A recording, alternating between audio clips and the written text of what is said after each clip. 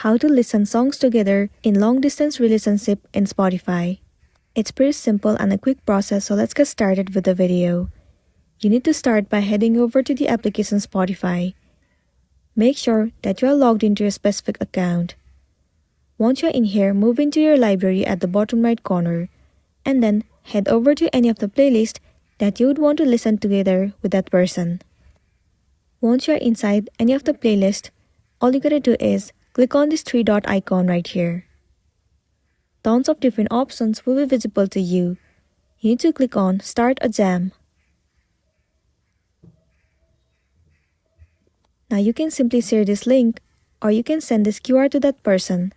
Let me share the link for now. Tap on Share Link at the top, and then tap on Copy Link. Once the link has been copied, now you can go back and head over to that inbox of the person that you want to send this link to. Paste the link and then send it right away. Now if that person visits the link and then accept your request, you guys will be able to listen to the song together, and then you'll be good to go. So that's a wrap for this video. If this video helped you, give it a like and check out our next tutorial. Thank you.